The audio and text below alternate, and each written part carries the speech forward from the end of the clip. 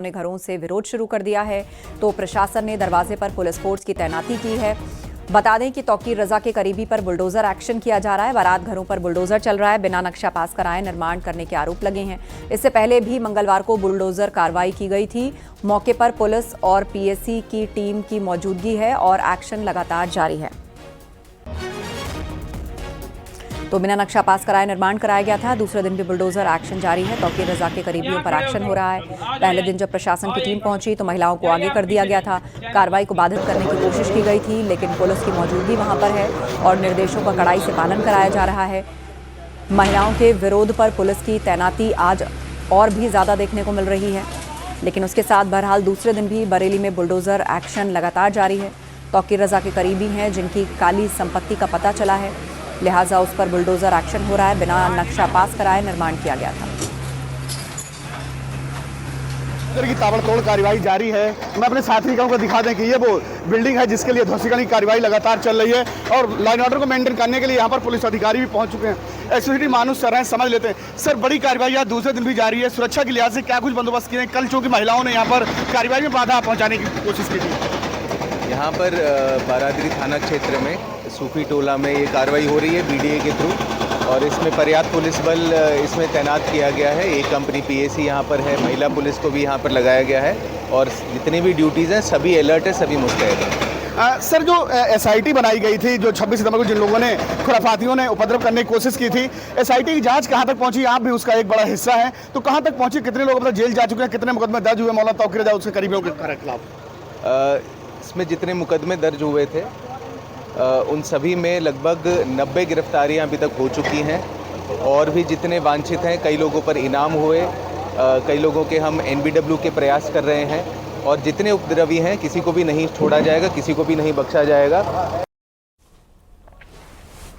UP में घुसपैठियों के खिलाफ सीएम योगी ने सख्त निर्देश दिए हैं। अवैध बांग्लादेशियों और रोहिंग्या घुसपैठियों पर बड़ी कार्रवाई करने की तैयारी है। सीएम ने कमिश्नर और आईजी को 17 नगर निकायों में काम करने वालों की लिस्ट सौंपने के निर्देश दिए हैं और उसके साथ ही यूपी के हर मंडल में डिटेंशन सेंटर बनाया जाए। मुख्यमंत्री के निर्देश के बाद प्रशासनिक अमला कार्रवाई में जुट गया है। तो सीएम योगी ने कड़े निर्देश जारी किए हैं। हर जिले में डिटेंशन सेंटर बनाने के आदेश दिए हैं। 17 नगर निकायों को मुख्यमंत्री योगी आदित्यनाथ का आदेश। नगर निकायों में काम करने वालों की पहचान होगी। रोहिंग्या बांग्लादेशियों की लिस्ट बनाने के निर्देश दिए गए हैं। लखनऊ से इस वक्त की सबसे बड़ी खबर हमें मिल रही है। किस तरीके से कमिश्नर और आईजी को लिस्ट सौंपने के निर्देश दिए गए हैं। और सीधे अब आपको लखनऊ लिए चलते हैं। हमारे सहयोगी संकेत मिश्रा जुड़ रहे हैं। संकेत, मुख्यमंत्री के इस आदेश के बाद अब कितनी त्वरित कार्रवाई इस मामले में हो सकेगी? बिल्कुल, देखिए, मुख्यमंत्री योगी आदित्यनाथ ने सीधे तौर पर आज निर्देश दिए। उन्होंने कहा कि अवैध बांग्लादेशी और रोहिंग्या के खिलाफ, यानी कि घुसपैठियों के खिलाफ एक बड़ी कार्रवाई, बड़ा अभियान चलाना है। 17 निकाय जो उत्तर प्रदेश के हैं उनमें ये अभियान चलाए जाएं, 17 नगर निगमों में अभियान चलाए जाए और उत्तर प्रदेश के जितने भी निकाय हैं, उत्तर प्रदेश के जितने भी जनपद हैं, बड़े स्तर पर अभियान चलाया जाए। मुख्यमंत्री योगी आदित्यनाथ ने आज जैसे ही निर्देश दिए, हम तस्वीरों में आपको दिखाएंगे, ये राजधानी लखनऊ का गोमती नगर क्षेत्र है और यहाँ पर रेलवे ट्रैक के किनारे जो लोग बसे हुए हैं, सर्च अभियान रेलवे पुलिस और स्थानीय सिविल पुलिस ने शुरू कर दिया है और बाकायदा ये अभियान जारी है। एक एक से पड़ताल की जा रही है। इसमें महिला पुलिस भी और आरपीएफ की जो टीम है वो मौजूद है। वो बाकायदा पड़ताल कर रही है, पूछताछ कर रही है और उनके दस्तावेज देख रही है। तस्वीरों में आप देख सकते हैं, ये बाकायदा एक बड़े स्तर पर अभियान जारी हो गया है और अभियान के तहत एक एक बिंदु पर पड़ताल की जा रही है। हम यहाँ पर जो टीम सर्च अभियान में जुटी हुई है उनसे भी बात करेंगे कि आखिर किस तरीके की कार्रवाई की जा रही है, क्या कुछ ये आज मुख्यमंत्री योगी आदित्यनाथ ने निर्देश दिए। हम देख रहे हैं, आप लोग सर्च अभियान जारी रखे हुए हैं, किस तरह के निर्देश हैं और क्या कुछ कार्रवाई कर रहे हैं इस अभियान के तहत। ये हमारे उच्च अधिकारियों के आदेश पर, माननीय मुख्यमंत्री जी के आदेश पर जो दिल्ली में बम ब्लास्ट हुआ है उसको देखते हुए किसी प्रकार का कोई अपराधी या बांग्लादेशी या रोहिंग्या जो भी हो उनकी तलाश करना है और इसमें हम लोग पैन कार्ड, आधार कार्ड प्लस उनके पते को वेरीफाई कर रहे हैं और इसको थानों से समन्वय करके इनको वेरीफाई करेंगे कि ये बाहरी तो नहीं है, कोई अपराधी फर्जी आधार कार्ड बना लेता है और पते को दिखाता है, लेकिन उसको हम लोग वेरीफाई थानों से करवाएंगे, फिर इसको देखेंगे। अच्छा, ये बताइए कि ये अभियान जो आज चल रहा है आप लोगों का, ये लगातार ये अभियान जारी रहेगा या फिर आज के बाद ये सर्च अभियान यहाँ हो जाएगा, उसके बाद खत्म बात? ये सब तो आए दिन रेगुलर हम लोग करते रहते हैं, बीच बीच में हम लोग कार्रवाई करते रहते हैं। ये लोकल लोग हैं, कोई अभी तक के जांच में कार्रवाई में कोई बाहरी व्यक्ति, कोई संदिग्ध भी नहीं मिला, ना रोहिंग्या कोई मिला। बिल्कुल, और ये आप तस्वीरें हम दिखाएंगे कि इस तरीके से ये रेलवे ट्रैक के किनारे ये लोग बसे हुए हैं। बड़े स्तर पर अभियान है। ये जो पुलिस टीम है, बड़े स्तर पर पुलिस टीम यहाँ पर लगाई गई है। आरपीएफ की टीम है, जो स्थानीय पुलिस है वो भी लगी हुई है। महिला पुलिसकर्मी है, स्थानीय महिला पुलिसकर्मी, और जीआरपी की टीम है। यानी कि रेलवे पुलिस भी इस अभियान में लगी हुई है, आरपीएफ लगी हुई है, और ये महिला पुलिसकर्मी बाकायदा, यानी कि जो अभियान है उसमें भी एक सावधानी रखी गई है कि महिलाएं जो हैं उनके साथ पूछताछ महिला पुलिसकर्मी करेंगी। अगर रेलवे ट्रैक के किनारे इस तरीके की बस्तियां हैं, अवैध बस्तियां हैं या झुग्गी झोपड़ी हैं या फिर कोई आवास है, उनके बीच में जाएगी महिला पुलिस टीम भी रहेगी, रेलवे की पुलिस टीम जो जीआरपी पुलिस टीम है वो भी रहेगी, और बड़े स्तर पर यह अभियान जारी रखा गया है। और राजधानी लखनऊ से इसकी शुरुआत हो गई है। उत्तर प्रदेश के सभी 17 नगर निगमों में यह अभियान मुख्यमंत्री योगी आदित्यनाथ ने निर्देश दिए हैं कि जारी रखा जाए और अभियान चलाने के निर्देश दिए गए हैं। यही नहीं, उत्तर प्रदेश के सभी जिलों में इस तरह का अभियान शुरू हो गया है। यानी कि एक बड़ी कार्रवाई घुसपैठियों के खिलाफ, रोहिंग्या के खिलाफ, अवैध बांग्लादेशियों के खिलाफ हर तरफ से बिल्कुल। संकेत, आपसे चाहेंगे कि आप पुलिस से और बातचीत करें। पुलिस संकेत एक सेकंड, मेरी आवाज मिल रही है? संकेत, आपको मेरी आवाज मिल रही है? आप वहां पर जो पुलिस की टीम है उनसे जरा बात करिए कि केवल लखनऊ की बात करें तो कितने ऐसे इलाके मिले हैं जहां पर लोग इस तरह कच्ची कॉलोनियों में रहते हैं या ऐसे कच्चे मकानों में रहते हैं, और क्या उनके पास पूरे डॉक्यूमेंट सबूत हैं? किस आधार पर चिन्हित होगा कि कौन घुसपैठिया है, किसके पास डॉक्यूमेंट नहीं है, किसको डिटेंशन सेंटर भेजा जाएगा? क्या निर्देश उन्हें मिले हैं?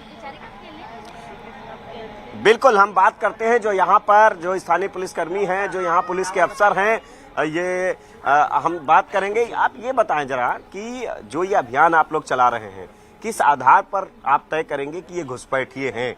जैसे इनका आधार कार्ड वगैरह इनका आइडेंटिफिकेशन किया जा रहा है। अभी तक तो जैसे हरदोई, सीतापुर के ये सब रहने वाले हैं। इसमें अगर कोई संदिग्ध दिखाई देगा तो सिविल पुलिस थाने के पास भी इन लोगों का रिकॉर्ड रहता है, क्योंकि ये लोग लोकल यहीं घर वगैरह में सब काम, झाड़ू पोछा काम वगैरह करते हैं। तो इनके घर से भी, इनके गांव से भी हम लोग इस बात का पता तस्दीक कर लेंगे कि ये लोग कोई यहाँ पर फर्जी आधार कार्ड या फर्जी तो नहीं बनाया है। बिल्कुल, इनके जो लोकल थाना इन्होंने बताया वहां से भी इन लोगों का सब वेरिफिकेशन कर लिया जाएगा। कोई इस प्रकार की घुसपैठिए तो यहाँ नहीं है कि फर्जी तरीके से रह रहे हों। अच्छा, आप लोग जीआरपी से हैं शायद? आरपीएफ से हैं। आरपीएफ से हैं तो आपके पास कोई ऐसा रिकॉर्ड होगा कि राजधानी लखनऊ में कहां-कहां पे अभी आपको सर्च अभियान जारी रखना है, और कुछ बस्तियां हैं वहां पर जाएंगे? नहीं, हम लोग रेल परिसर अपना देखते हैं कि रेल परमिसेज में कोई इस तरह का तो नहीं है। बाकी सिविल का सिविल पुलिस देखती है। रेल एरिया तो कुछ निर्देश हैं जिनका पालन पुलिस कर रही है, और महिला पुलिस भी साथ में मौजूद है, और एक एक जगह पर जाकर सबके आइडेंटिफिकेशन प्रूफ सब कुछ चेक किया जा रहा है। बहुत धन्यवाद, आप अपडेट पर नजर बनाए रखें। आगे बढ़ते हैं। दिल्ली ब्लास्ट के बाद विदेश जाने वालों पर नजर रखी जा रही है। जांच एजेंसियों के रडार पर संदिग्ध पासपोर्ट धारक हैं। 11,739 पासपोर्ट की स्क्रीनिंग में 534 पासपोर्ट निरस्त होंगे। 239 पासपोर्ट होल्डर्स को लखनऊ में तलब किया गया। 15 दिन में 5 बार विदेश जाने वाले रडार पर हैं। सूत्रों के हवाले से बड़ी खबर है, जिन लोगों का हाल ही के दिनों में बार बार विदेश आना जाना हो रहा है या कौन लोग विदेश जा रहे हैं उस पर एजेंसियों की नजर है। कुछ पासपोर्ट निरस्त भी किए जा सकते हैं। 239 पासपोर्ट होल्डर्स लखनऊ में तलब किए गए हैं और 11,000 से ज्यादा पासपोर्ट्स की स्क्रीनिंग की गई है। 534 संदिग्ध पासपोर्ट्स को निरस्त किया जाएगा और लगभग 250 पासपोर्ट होल्डर्स को लखनऊ तलब किया गया है। यूपी बीजेपी प्रदेश अध्यक्ष का ऐलान जल्द हो सकता है। 14 दिसंबर से पहले ऐलान हो सकता है। बीजेपी में बड़े स्तर पर फेरबदल किया जा सकता है। ओबीसी को बनाया जा सकता है प्रदेश अध्यक्ष। चुनाव अधिकारी पीयूष गोयल, विनोद तावड़े कराएंगे निर्वाचन। 3 ओबीसी, 1 ब्राह्मण, 1 दलित के नाम पर चर्चा चल रही है। तो 14 दिसंबर से पहले प्रदेश में यूपी बीजेपी अध्यक्ष का ऐलान हो सकता है। किसी दलित या ओबीसी चेहरे को ये मौका दिया जा सकता है। बीजेपी संगठन में बड़े स्तर पर फेरबदल हो सकते हैं। 3 ओबीसी, 1 ब्राह्मण, 1 दलित के नाम पर इस वक्त चर्चा चल रही है। यूपी बीजेपी प्रदेश अध्यक्ष का ऐलान जल्द, 14 दिसंबर से पहले यह ऐलान किया जा सकता है कि बीजेपी में बड़े स्तर पर हो सकते हैं बदलाव। ओबीसी को बनाया जा सकता है प्रदेश अध्यक्ष। 3 ओबीसी, 1 ब्राह्मण, 1 दलित के नाम पर चर्चा हो रही है।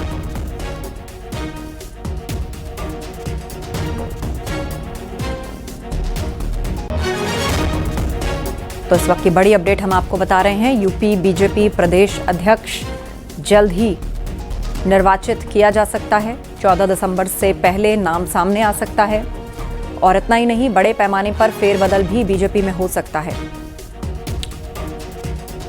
3 ओबीसी, एक ब्राह्मण, एक दलित के नाम पर चर्चा चल रही है। दिल्ली के इंदिरा भवन में यूपी कांग्रेस की बैठक जारी है। 14 दिसंबर की रैली को लेकर बैठक की जा रही है। 14 दिसंबर को कांग्रेस वोट चोर गद्दी छोड़ रैली निकालने जा रही है। यूपी कांग्रेस के प्रभारी अविनाश पांडे ने बैठक को लेकर जानकारी दी। प्रदेश अध्यक्ष ने सभी जिला अध्यक्षों को बुलाया है। 14 तारीख को रामलीला मैदान में जो वोट चोर गद्दी छोड़ का जो रैली है, उसकी पूर्व तैयारी हेतु सभी लोग आए ताकि उससे हम पूरी जोड़ सकें। इसके अलावा एक मीटिंग और बताई जा रही है जो राहुल और प्रियंका के साथ होनी है, उनमें किन मसलों को रखा जाएगा? मीटिंगें जो हैं ये इसी संगठन से संबंधित और 14 तारीख की रैली से संबंधित ही बैठक है, जिसमें सभी के विचार विमर्श। दिल्ली में संसद परिसर में विपक्षी पार्टियों ने लेबर कोड रिफॉर्म को लेकर जमकर प्रदर्शन किया। इस दौरान सोनिया गांधी, राहुल गांधी, प्रियंका समेत कई सांसद मौजूद रहे और मकर द्वार के सामने प्रदर्शन किया, जिसमें लेबर कोड रिफॉर्म को वापस लेने की मांग की गई और जमकर नारे लगाए गए। वापस लो, वापस लो, एंटी वर्कर लेबर कोड वापस लो, वापस लो, वापस लो, एंटी लेबर कोड वापस लो, वापस लो, वापस लो, एंटी वर्कर लेबर कोड वापस लो। कांग्रेस की रेणुका चौधरी से जब उनके खिलाफ विशेष अधिकार हनन प्रस्ताव के मुद्दे पर सवाल किया गया तो उन्होंने भौं भौं बोलकर जवाब दिया।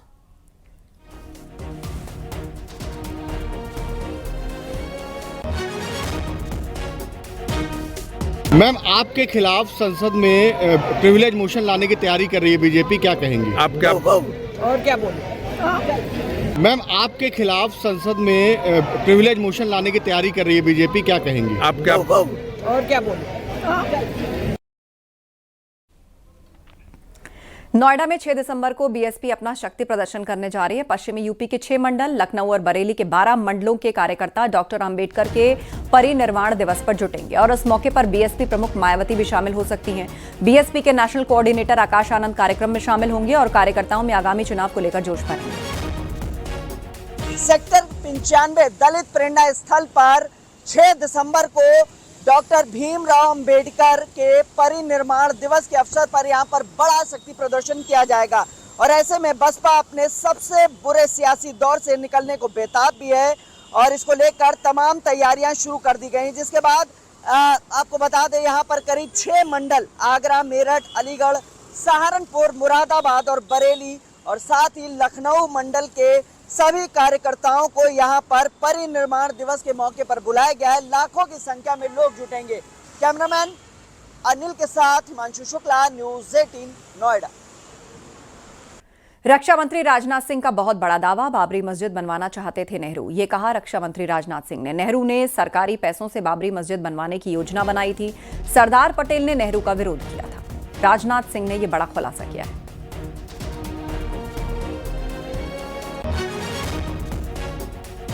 नेहरू बाबरी मस्जिद के मुद्दे पर सरकारी खजाने से पैसा खर्च करने की बात जब उन्होंने छेड़ी थी, सरकारी खजाने से पैसा खर्च करके बाबरी मस्जिद बनवाई जानी चाहिए, उसका भी विरोध यदि किसी ने किया था तो गुजराती मां की कोख से पैदा हुए सरदार वल्लभ भाई पटेल ने ही किया था मेरे घर। और उस समय सरकारी पैसे से उन्होंने बाबरी मस्जिद नहीं बनने दिया। कांग्रेस सांसद इमरान मसूद ने रक्षा मंत्री राजनाथ सिंह के बयान पर कहा कि नेहरू जी से बेहतर व्यक्ति हो ही नहीं सकता। पटेल जी ने तो आरएसएस को बैन किया था। ये नई नई बातें निकाल के लाते हैं। पटेल साहब ने आरएसएस को बैन किया था, पटेल साहब ने बैन किया था और पटेल साहब कुछ और दिन जिंदा रहते तो इनको ठीक कर करके जाते। पटेल साहब ने तो इनको बैन कर दिया था। नेहरू जी बहुत बड़े दिल के आदमी थे, सबको गले लगाते थे। नेहरू जी जैसा व्यक्तित्व कोई दूसरा है ही नहीं। और राजनाथ सिंह के बयान पर नई बहस छिड़ गई है। देखिए बीजेपी अब क्या कह रही है। बीजेपी सांसद दामोदर अग्रवाल है हमारे साथ, हम उनसे बात करते हैं। रक्षा मंत्री राजनाथ सिंह ने बाबरी मस्जिद पर जो बयान दिया है, वरिष्ठ नेता हैं वो और बीजेपी अध्यक्ष भी रहे हैं, बाबरी मस्जिद को लेकर नेहरू जी से संबंधित उन्होंने बयान बोला, आप कैसे देखते हैं इसको? राजनाथ सिंह जी जैसे वरिष्ठ नेता कोई बात कहते हैं तो उसका आधार अवश्य होता है। नेहरू विचारधारा सदैव हिंदू विरोधी, सनातन विरोधी और मुस्लिम तुष्टीकरण की रही है। वो इस हद तक भी जा सकते हैं कि बाबरी ढांचा ही वो बना दे में सरकार से। इससे बड़े दुर्भाग्य की बात और कोई नहीं हो सकती। अब ये खुलासा हुआ है तो कई परतें खुलेंगी और सारी स्थिति जनता के सामने आना बेहद ज़रूरी है कि किस प्रकार से उन्होंने इतिहास के साथ खिलवाड़ किया। दिल्ली में पीएम मोदी से मिले बीएल संतोष, जेपी नड्डा भी साथ में मौजूद। अमित शाह से भी थोड़ी देर पहले की मुलाकात। 2 दिन पहले बीएल संतोष ने लखनऊ में की थी बैठक। यूपी की रिपोर्ट पीएम मोदी को सौंपी। 2 दिन पहले लखनऊ में हुई थी मीटिंग। अमित शाह से भी थोड़ी देर पहले मुलाकात की है। 2 दिन पहले बीएल संतोष ने लखनऊ में भी मीटिंग की थी। बीजेपी और संघ के पदाधिकारी बैठक में शामिल हुए थे। दिल्ली में पीएम मोदी से बीएल संतोष की मुलाकात। जेपी नड्डा भी साथ में मौजूद।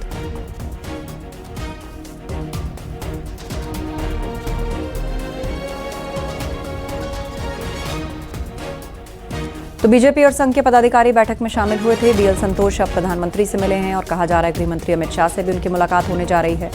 2 दिन पहले लखनऊ में मीटिंग हुई थी और उस मीटिंग के बाद अब दिल्ली में ये मुलाकात, जिसके दौरान जेपी नड्डा भी साथ मौजूद रहे। अमित शाह से भी थोड़ी देर में मुलाकात होगी। बीएल संतोष प्रधानमंत्री मोदी से मिले हैं।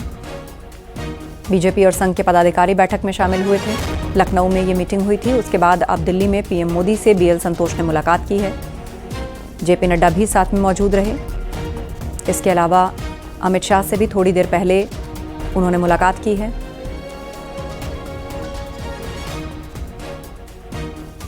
बीजेपी और संघ के पदाधिकारी बैठक में हुए थे शामिल। दिल्ली में पीएम मोदी से बीएल संतोष की मुलाकात।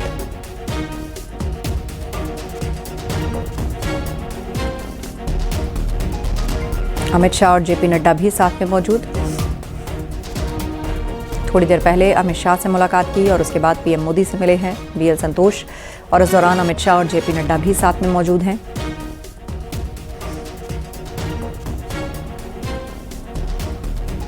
तो इस वक्त की अहम खबर आपको बता रहे हैं। अमित शाह से भी थोड़ी देर पहले मुलाकात हुई थी। हमारे सहयोगी अनूप गुप्ता फोन लाइन पर जुड़ गए हैं, ज्यादा जानकारी दे रहे हैं। जी अनूप।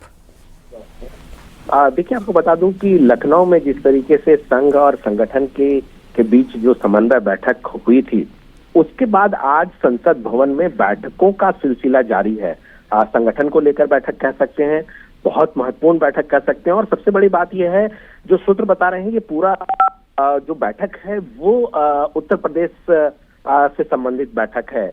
बीएल संतोष जो कि संगठन महामंत्री हैं, वो संसद भवन पहुंचे। प्रधानमंत्री नरेंद्र मोदी से उनकी पहले मुलाकात हुई। उसके बाद उनकी मुलाकात गृह मंत्री अमित शाह और फिर पार्टी अध्यक्ष जेपी नड्डा से हुई। वहां पर इन तीनों नेताओं के बीच गहन मंथन हुआ और उसके बाद ये तीनों नेता प्रधानमंत्री नरेंद्र मोदी के चैम्बर गए और अभी उनकी मुलाकात वहां हो रही है। ये कह सकते हैं कि महत्वपूर्ण बैठक है। जो सूत्र बता रहे हैं कि जो पिछले दिनों बैठक हुई थी लखनऊ में, उसकी पूरी जानकारी जो है वो प्रधानमंत्री नरेंद्र मोदी को दी जा रही है। हालांकि किन किन विषयों पर बातचीत हो रही है, आगे क्या क्या है, वो सारी बातें जब बैठक खत्म होगी तब पता चल पाएगा। लेकिन संगठन को लेकर जरूर कुछ बड़ा जो है फैसला इस बैठक में होने वाला है। जी बिल्कुल, संगठन को लेकर कोई बड़ा फैसला इस बैठक के बाद होने वाला है। आप नजर बनाए रखिए। जानकारी के लिए आपका शुक्रिया अनूप।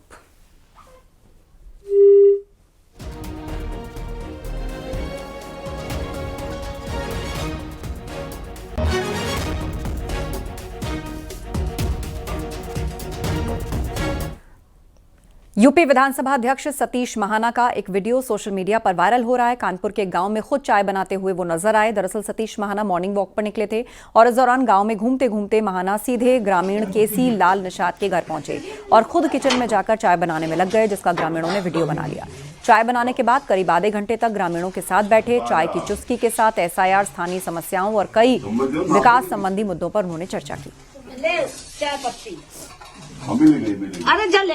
ये वाली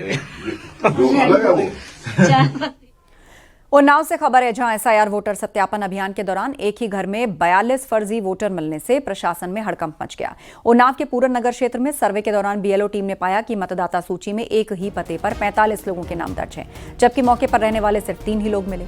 वोटर लिस्ट में हुई गड़बड़ी को सामने आते ही प्रशासन हरकत में आया। अधिकारियों ने फौरन जांच के आदेश दिए और एसआईआर समेत संबंधित बीएलओ से विस्तृत रिपोर्ट मांगी गई।